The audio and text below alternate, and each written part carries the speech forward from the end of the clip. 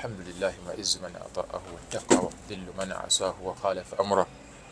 أشهد أن لا إله إلا الله المكفرات الذنوب كلها تفلحون، أنه من قال لا إله إلا الله فقد فاز فوزا عظيما، وأنه من يشرك بك اللهم فقد غوى. ثم الصلاة والسلام على رسوله الأمين أبا قاسم المصطفى صلوات الله ربي وسلامه عليه وعلى آله الأخيار وعلى أصحابه العظماء ومن سار على نهجه واهتدى بهداه إلى يوم الدين. وبعد.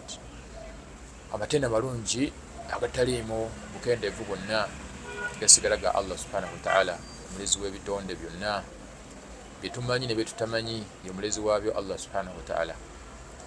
Eyawukana Allah subhanahu wa ta'ala oyo yeebezaawo ng'ebitonde bye byatonda tebiriiwo. Kiyinza kuba kitya nga tekiriwo ekityo, nga yayitibwanga mutonzi nga tannatandika kutonda byatonda, era mu mbeera yeemu yayitibwanga mulezi nga tannatandika kulera byatonda Allah subhanahu wa ta'ala. Tumwebaza olw'ebengeri ebingi byakyatuwadde, byakyatulekedde, nga mu byo ekyobulamu n'obusiraamu ate byo bya nkizo oba oliawo okusinga ebisigadde byonna. Allah gwakyawadde ekyobulamu nga bulamu, nga si mulwadde, tali mulago, tali mu ddwaliro. Wallahi olina ekyebbeeyi. Abantu balwadde bali mu kulaajana malwaliro ag'enjawulo, balina ebirwadde. Naye Allah aba akuwadde obulamu nga bulamu, oli mulamu ate nga n'obulamu bweyagala. Kikakatako okwebaza Allah subhanahu wa ta'ala, ekyo tokyerabira. Onamwebaza Allah subhanahu wa ta'ala yeeyama okubanga akuumira byakuwadde, ate era mu mbeera yeemu n'okubeera nti akwongera byotannakuwa oba byoyayanira okufuna.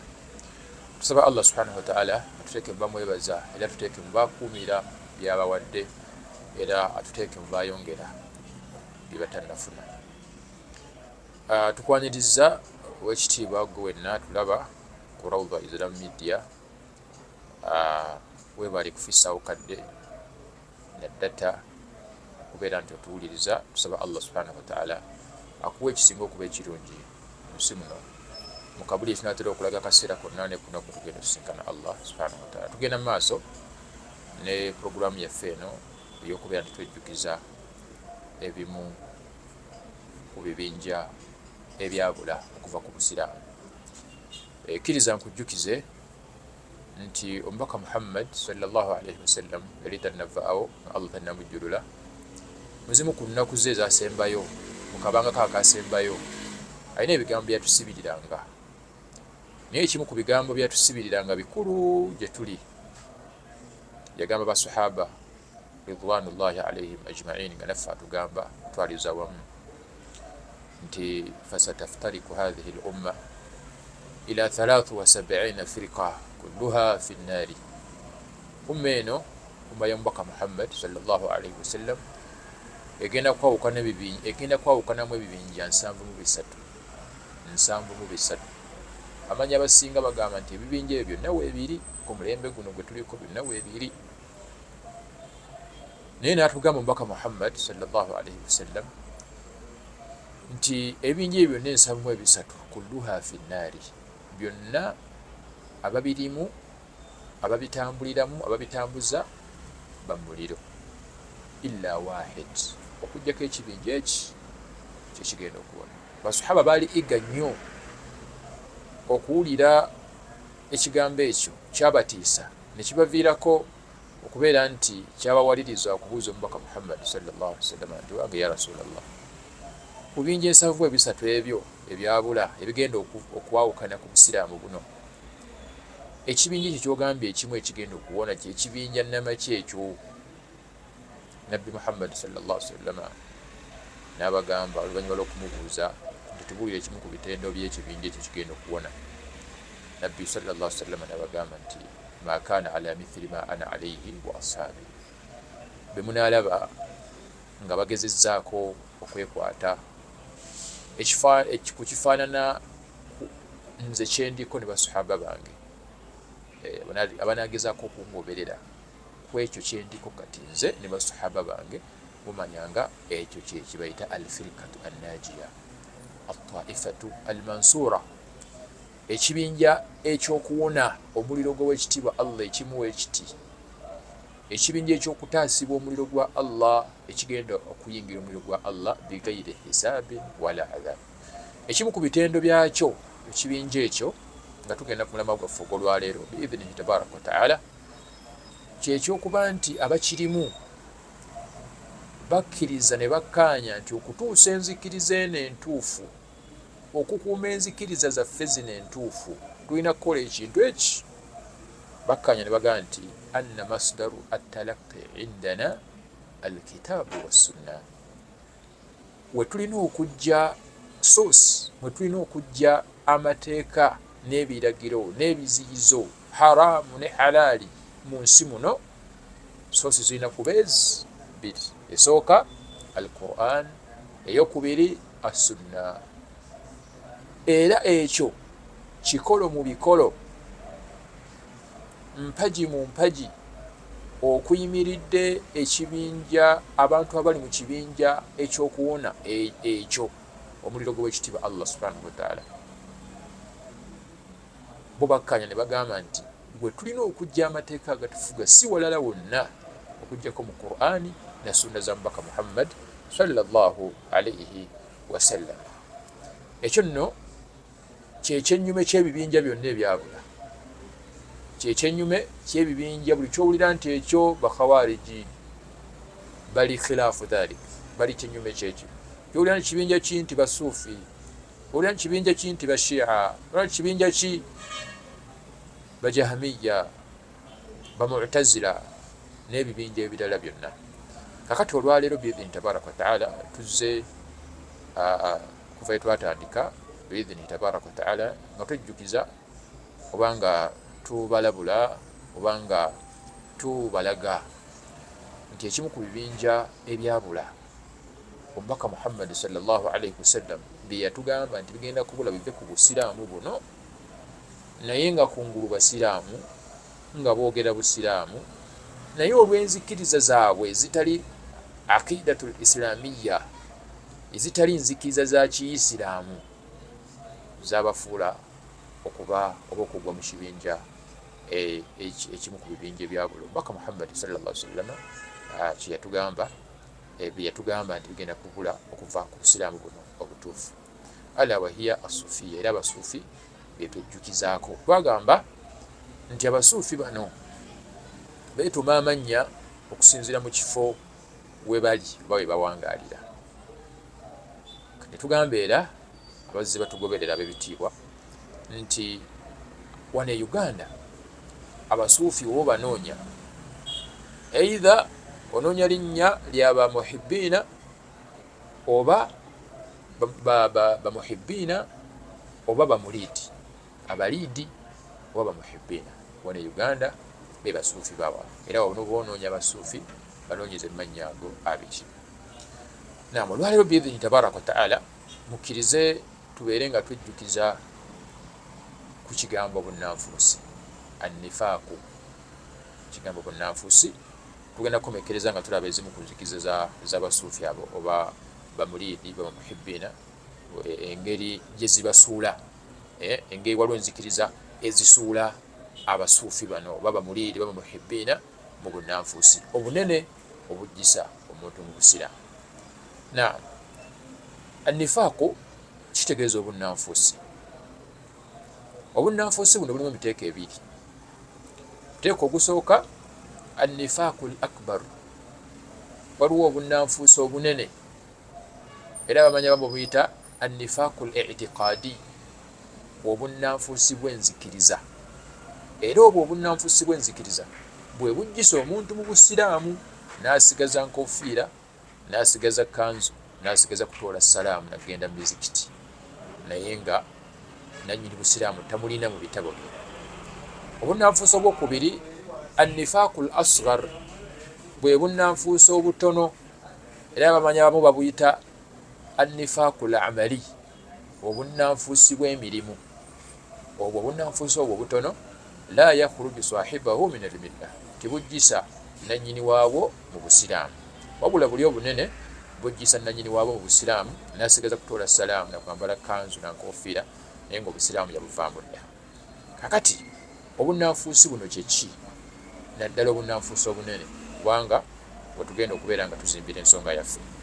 An-nifaaqul akbar, ekiyitibwa obunnanfuusi obunene, huwa idhaaru l-islam billisaani wa i'tiqaadi l-kufru fi l-qalbi.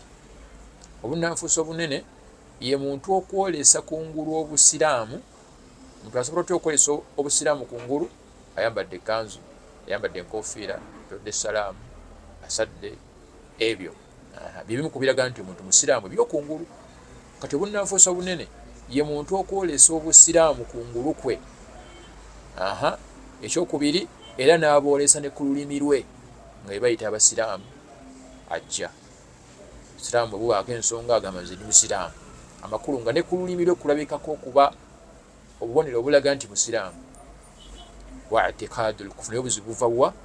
Bwe kubeera n'enzikiriza ey'ekikaafiiri etali ya kiyisiraamu mu mutima gwe, kye kimufuula omunnanfuusi. Kungulu ayolesa busiraamu naye nga munda alina enzikiriza z'ekikaafu zitali ntuufu ezikontana n'obusiraamu mu mutima gwe.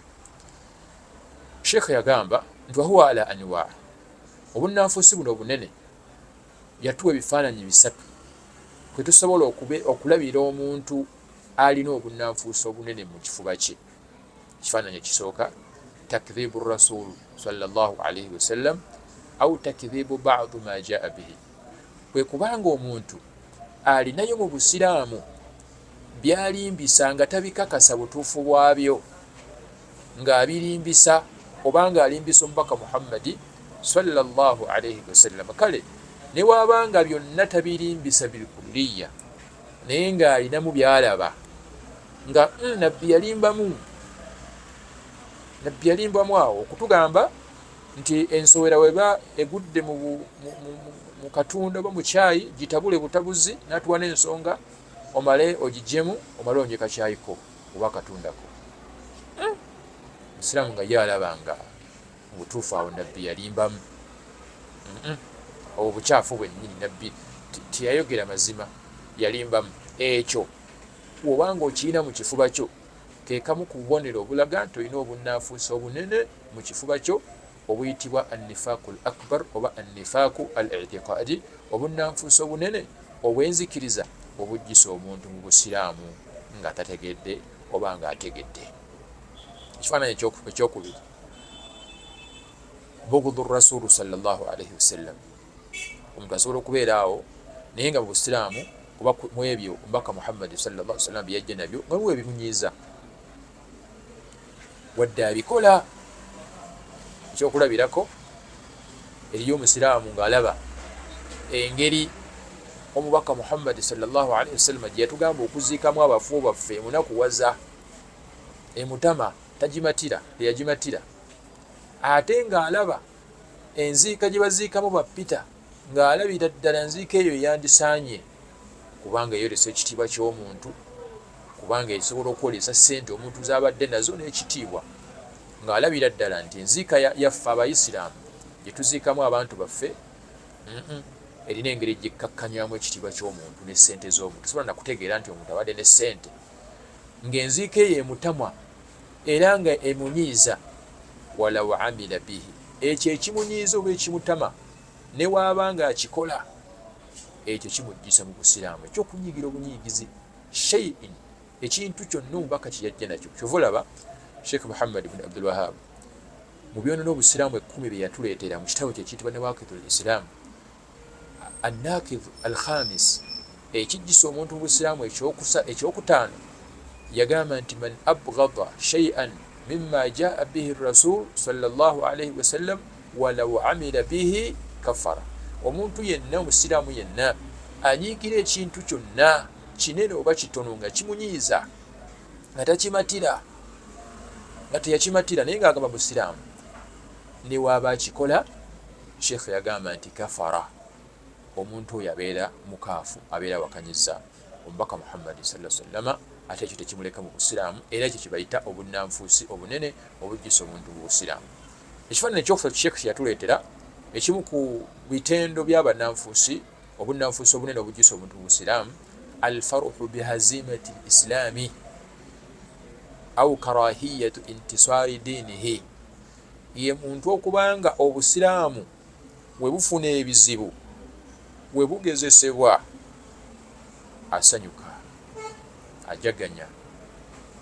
Babasibe balina olugezigezi lungi, tebeekomako, tebalina mpisa, naye nga bagudde mu buzibu basiraamu.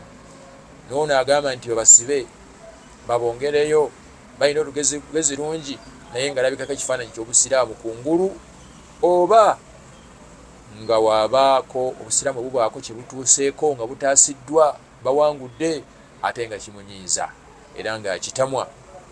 Omuntu alina ekyo mu mutima gwe tabeera musiraamu, abeera n'obunanfuusi obunene, annifaaku al akbar oba annifaaku al i'tiqaadi, obunanfuusi obunene oba obunanfuusi bw'enzikiriza obujjisa nannyini wabwe mu busiraamu. Wasahibu nifaaku, nannyini bunanfuusi buno bunene ab'ebitiibwa, adhaabahu ashad min al kuffar, ekibonerezo kye kinene okusinga ne Peter omukaafu asulan, okusinga omukatuliki, okusinga omulokole, omusebenithide n'abalala. Era wa khaturuhu a'zam, n'akabenje ke kabi kanene okusinga n'omukaafu asulan. Era akosa nnyo obusiraamu afaana bw'atyo okusinga omukaafu asulan wasobola okukosa obusiraamu. Lwaki? Kubanga ono aliko ekifaananyi ekyokungulu eky'obusiraamu kungulu.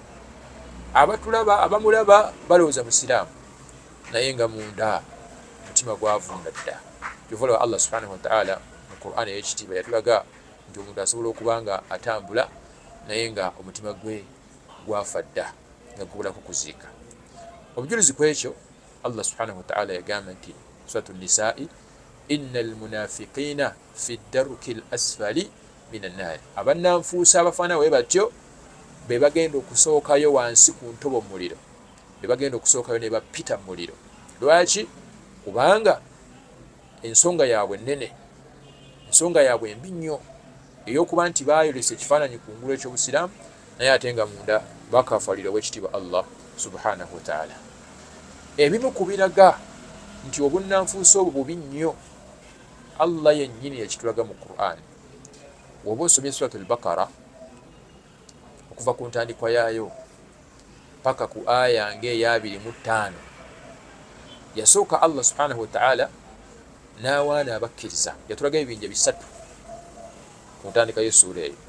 Yatulaga ekibinja ky'abakkiriza, n'atulaga ebikolwa byakyo, n'akomekkereza ng'atulaga nti humul muflihun, ulaika ala hudan min rabbihim wa ulaika humul muflihun. Abakkiriza be bali ku buluŋŋamu okuva eri omulezi waabwe Allah, era be bagenda okwesiima oluvannyuma lw'obulamu buno.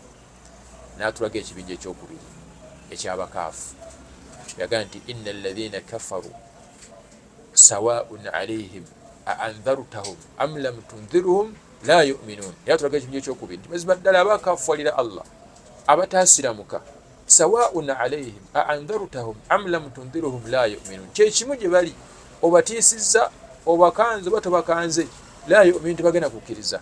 Khatama Allahu ala kulubihim, naye tulaga ebimu ku bitendo byabwe nti Allah subhanahu wa ta'ala yateeka envumbo ku mitima gyabwe. Khatama Allahu ala kulubihim wa ala sam'ihim, ne ku matu gaabwe tebawulira. Ne wobagamba nga n'amagezi g'omuntu omulamu galaga nti ekyo kyekituufu, naye n'okibalaga tebagenda kukkiriza. Allah natulaga mu aya ezo bbiri ku ntandikwa suratu al-Baqara nga tulaga obubi bw'abakaafu, n'atulaga obuddo bwabwe. We yatuuka ku kibinja ekyokusatu eky'abannanfuusi, yannyonnyola abakkiriza mu aya ziringa 5 ezisooka suratu al-Baqara, n'annyonnyola abakaafu mu aya ziringa 2. We yatuuka ku bannanfuusi, olw'okuba kyekibinja ekisinga okuba ekibi, olw'okuba be bantu abasinga okuba ababi, aboolesa ekirala naye nga bali kirala, yakozesa aya 13 nga za muddiriŋŋanwa, nga tabavaako, ng'abannyonnyola obubi bwabwe, ng'annyonnyola obuddo bwabwe, ng'annyonnyola okukosa kwe bakosa abakkiriza. Wa mina nnansi, mu bantu, man yaqulu amanna billahi wa bil yawmi al akhir wa ma hum bimuminin, mu bantu bennatonda mulimu abo abagamba ku nnimi zaabwe ne boolesa ne kungulu tuli basiraamu, era ne bagamba nti n'olunaku lw'enkomerero tulikkiriza, naye nga balimba tebasiramukangako. wa idha laku alladhina amanu qalu amanna, wasinkana abakkiriza bagamba tuli basiraamu tuli bakkiriza. wa idha khalaw ila shayatinihim qalu inna ma'akum, bwe baddayo eri mu shaytaani zaabwe basinza ebitali Allah, amasanamu gaabwe, bawaliyu baabwe, mu entaana zaabwe, bagamba nti eri gye tubadde miziki tubadde tubakwenya bukwenyi tuli wamu nammwe, tetusobola kubavaamu, tetusobola kubavaako wadde okubavaamu. Ebimu ku bitendo byabwe paka ku aya eya 21 nga Allah subhanahu wa ta'ala akyannyonnyola muteeko gumu ogwo gw'abannanfuusi. Tusaba Allah tutaase obunnanfuusi. Ab'ebitiibwa balungi, walihadha kyova olaba wasafa Allahu alkafirina bi ayataini. Allah subhanahu wa ta'ala mu Qur'an kyetwali twogerako nti yatenda abakaafu mu aya 2 zokka. wasafa almunafiqina bi 13 aya fi awali surati al-Baqara. Naam, katuuse ku nsonga yaffe, ensonga ebbiri nga tukomekkereza biidhini tabaraka wa ta'ala zifuula ekibinja eky'abasuufi. Twagambye abasuufi wano e Uganda biba muhibbiina oba abaliidi. Waliwo ensonga bbiri ezifuula abaliidi oba bamuhibbiina, kale bayita abasuufi, ezibafuula okuba nti baagwa mu bunnanfuusi obunene. Ensonga esokera ddala, abasuufi ya'takiduuna anna Allaha fi kulli makan. Esokera ddala bakkiriza nti Allah subhanahu wa ta'ala ali buli mu kifo, tali waggulu ku arushi, wabula ali buli mu kifo. Era kyova olaba balina enzikiriza gye bayita wahdatul wujud oba wahdatul wujud, nti buli kyolaba kisobokera ddala okuba nga ye Allah, ye Katondawo. Oba olabye omuti asobola okuba nga ye Allah naye nga tomanyi, kitegeeza omuti ogwo gwegendereze. Abasinza lubaale bagende mpola, lubaale oyo ayinza okuba ye Katonda waabwe. Abasinza ente bano abayindi bagende empola, ayinza okuba ye Katonda waabwe, kubanga Allah ali buli wamu era asobola okulabikira mu buli kimu. Allah asobola okulabikira mu nte, Allah asobola okulabikira mu mbwa, Allah asobola okulabikira mu lusozi, Allah asobola okulabikira ekifaananyi kyonna, Allah asobola okirabikiramu. Enzikiriza y'abasuufi eyabasuula mu bunnanfuusi obunene bwe tunnyonnyola, era yabajjisa mu kibinja ekigenda okuwona omuliro gw'ekitiibwa Allah, ekigenda okutaasibwa lunaku lwe tugenda okusinkana Allah subhanahu wa ta'ala. wayanfauna uluwu llahi ala shar'ihi ala arushihi, era bawakanya bajjawo okuba nti Allah subhanahu wa ta'ala ala al-arushi istawa, ali ku arushi ye waggulu, tebenkera waggulu wa arushi. Kiba kiwakanya, bagamba Allah ali buli wamu. Ekyo nno kiraga nti webanga enzikiriza yaabwe, enzikiriza eyo basuula mu bunnanfuusi obunene obwajjusa mu busiraamu nga tebategedde. Ekyo nno kyawukana ne Qur'ani ne sunna z'omubaka Muhammadi sallallahu alayhi wasallam, kubanga Allah subhanahu wa ta'ala yatugamba mu suratu Taha nti arrahmanu ala al-arshi istawa, omusaasizi Allah subhanahu wa ta'ala ali waggulu ya arushi ye yatebenkera. Al-kayf, engeri gye yatebenkeramu waggulu wa arushi ye majhul, temanyiddwa. Ate okukikkiriza al-imaanu bihi wajib, ekyo okukikkiriza nti ali wa arushi ye, ali ku waggulu wa arushi ye waggulu mutebenkevu, kyawateka okukikkiriza, oyagala oba toyagala. Ekyokusatu okukibuuzaako obubuuza kikufuula munabbidi, kikufuula omuntu azuula mu ddiini. As-su'alu anha bid'atun, okukibuuzaako obubuuza kizuule mu ddiini. Watyo Imam Malik bwe yagamba nga annyonnyola ensonga ey'okuba nti Allah subhanahu wa ta'ala ali waggulu ya arushi. Ne bwe kitabo ebitiibwa aqidatuna ahli sunna wal jamaa, enzikiriza y'abali mu kibinja ekyokuwona omuliro gw'ekitiibwa Allah bo bagamba nti Allah subhanahu wa ta'ala bakkiriza nga Allah yennyini, kubanga tukkiriza Allah okusinzira ye kennyini watunnyonnyola embeera ye. huwa Allahu alladhi khalaqa as-samawati wal ard, Allah yatugamba nti Allah wammwe yoyo yatonda eggulu n'ensi. Bw'abanga yatugambye kitegeeza kitukakatako okubeera nga tukkiriza kyatugambye.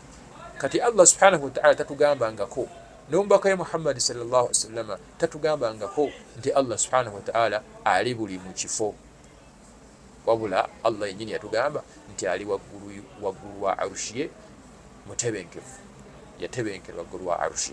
Kakitegeeza tukkiriza ekyo Allah subhanahu wa ta'ala kyatunnyonnyodde ku ye oba omubaka ya Muhammad sallallahu alaihi wasallam kyatutendedde Allah nakyo kyetugenda nakyo, yeeyo gye bayita enzikiriza ey'ekibinja ekigenda okuwona. Tusaba Allah subhanahu wa ta'ala abeere nga atuteeka mu kibinja ekyo, era subhanahu wa ta'ala tumusaba abeere nga tatujjulula okujjako nga tuli mu kibinja ekyo. Ensonga eyokubiri efuula abasuufi bamuhibbiina oba abaliidi abagwa mu bunnanfuusi obunene okusinziira ku nzikiriza yaabwe. Asuufiya yubihuuna du'aa ghayri llah alladhi huwa min ashirki al-akbar alladhi yakhruju sahibahu min al-millah. Abasuufi bakkiriza nti osobola okufunayo ekirala kyosobola okusaba biwandisabye Allah. Biwandisabye Allah bo balinayo ebirala bye basobola ebyo bennyini basaba Allah nga basobola okubisaba ebirala ebitali Allah subhanahu wa ta'ala. Ate ng'oyo shiriki munene ajjisa nannyini waabyo mu busiraamu. Tusaba Allah tutaase shiriki omunene n'omutono. Kyova bajja kubasanga nga bagenda ne basaba entaana, bo ze balowooza nti abazirimu baali bawaliyu oba baali mikwano gya Allah.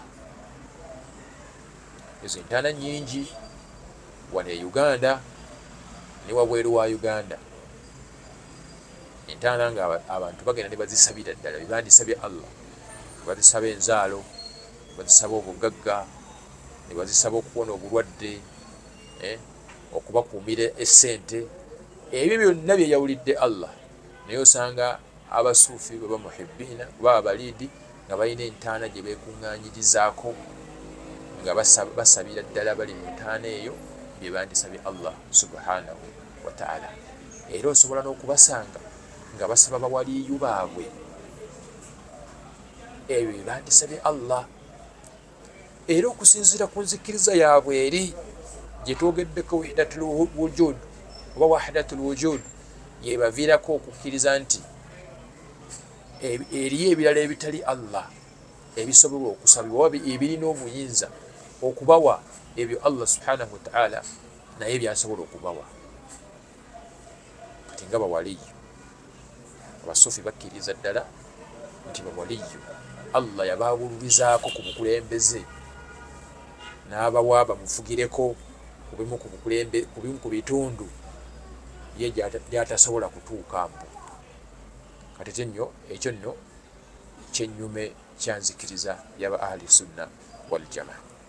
Nabekyo kulwa ensonga ezo ebbiri tugamba nti bamuhibbiina oba abaliidi baabula mu ensonga ezo ebbiri, era ensonga ezo ebbiri zibateeka mu bunnanfuusi obunene alladhi obwo obufulananyini waabwo nga munnanfuusi ow'ekikolo agenda okusinkana Allah subhanahu wa ta'ala nga munyiivu gyali, era abeere nga mubonereza. Mukkiriza ab'ebitiibwa tubeere nga tukomaawo, tujja kutandikira awo Allah wanaaba akyatuleseewo era nga tuwadde ne chance. Barakallahu fiikum wa jazakumullahu khairal jazaa fi dunya wal akhirah. Darasa yaffe ey'empoma nga 6 insha Allah omwezi ogujja ogw'omwenda tugenda kubeera insha Allah masjidi Taqwa ejjoggo. Tukoowola abasiraamu bwenna abeetoolodde ebitundu Seeta, Nantabulirwa, Mukono, Joggo, Bukerere n'ebitundu byonna ebyetoolodde awo. Abasiraamu bonna bali mu bitundu ebyo tubakoowoola mujje ku muzikiti awo, ekifo kigazi bulungi era kitumala okubeera nti tusoma obusiraamu bwaffe. Abawalimu abalungi abeesigwa bagenda kubaawo biidhini tabaraka wataala babeerenga batusomesa. Era eddarasa eno eri ku mulamwa nnyo gwa tawhidi, kwawula Allah na sunna za mubaka Muhammadi sallallahu alaihi wasallam. So tubasaba nga tubajjukiza nti ng'ennaku z'omwezi mukaaga gugenda kubeera lwa Sande, omwezi ogujja ogw'omwenda tugenda kubeera mu kifo ekyo. Abawali mu bangi bagenda kubeerayo, mujje tusome. Teweerabirayo ekitabo n'ekkalaamu, tusome eddiini yaffe. Kigenda kubeera kizibu okutuusa eddiini eno nga Allah bw'agyagala bwe tunaabanga tetuwaddeeyo kadde kubeera nga tugisoma, kubanga agenda okugituusa oyo ataddeyo akadde n'agisoma. So twesange insha Allah tusinkane mu masjidi Taqwa Jobbo ennaku z'omwezi mukaaga biidhnihi tabaraka wataala. Darasa etegekeddwa Rawda Islamic Media, Abaganda baffe abeegulidde erinnya mu kusaasaanya obusiraamu wano mu ggwanga ne wabweru w'eggwanga. Barakallahu fiikum wa jazakumullahu khair. Assalamu alaikum wa rahmatullahi wa barakatuh.